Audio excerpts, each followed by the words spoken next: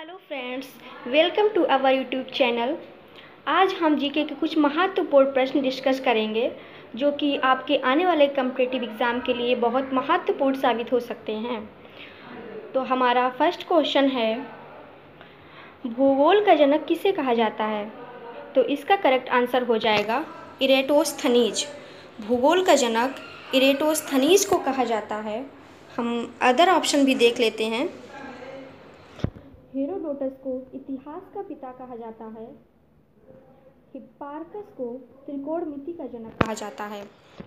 हमारा next question है, भूगोल के लिए ज्योग्राफिका शब्द का प्रयोग सर्वप्रथम किसने किया है?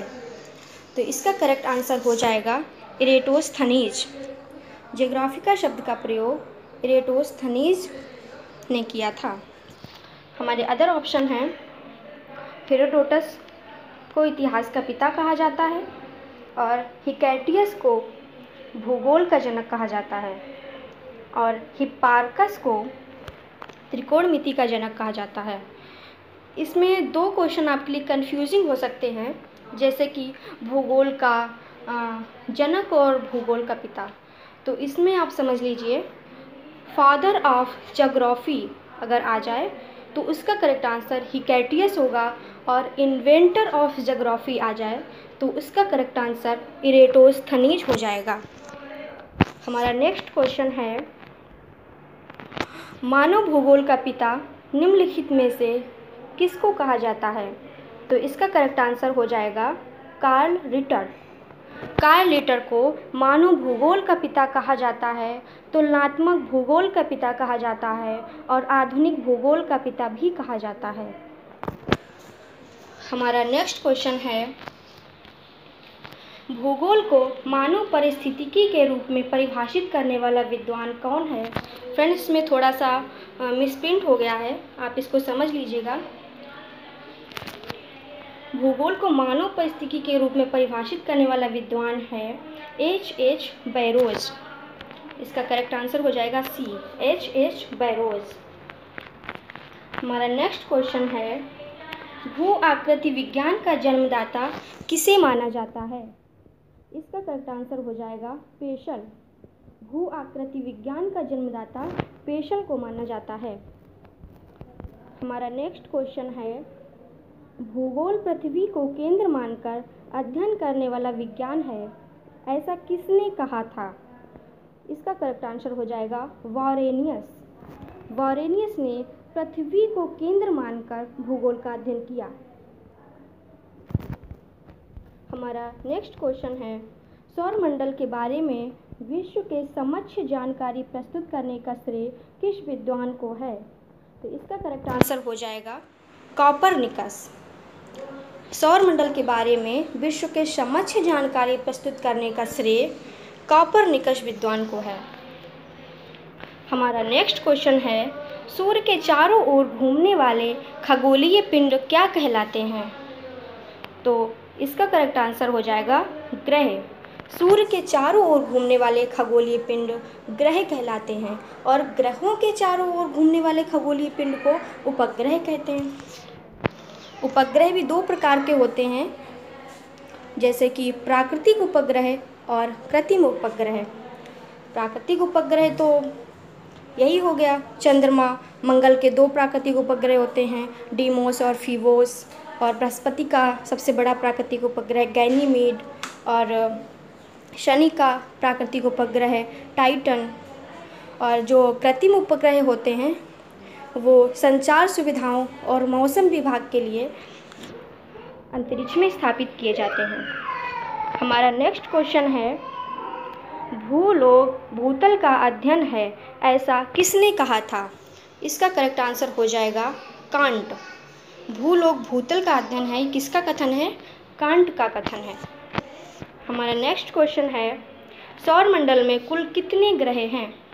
तो इसका करेक्ट आंसर हो जाएगा 8 ग्रह हैं।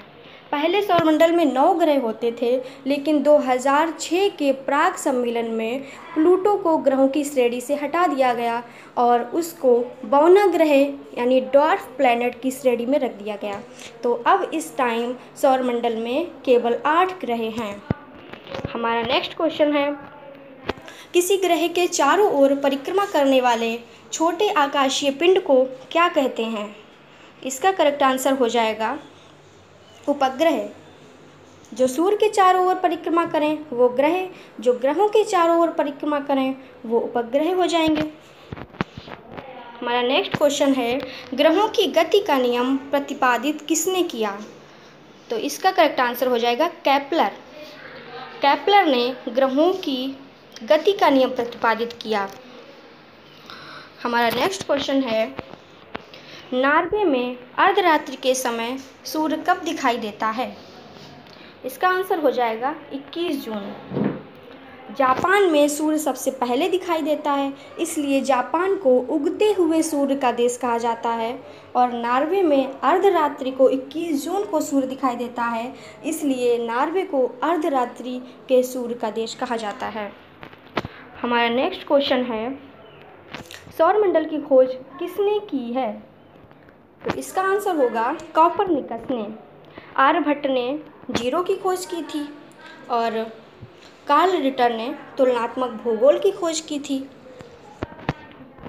और आधुनिक भूगोल के भी पिता कार्ल रिटर माने जाते हैं।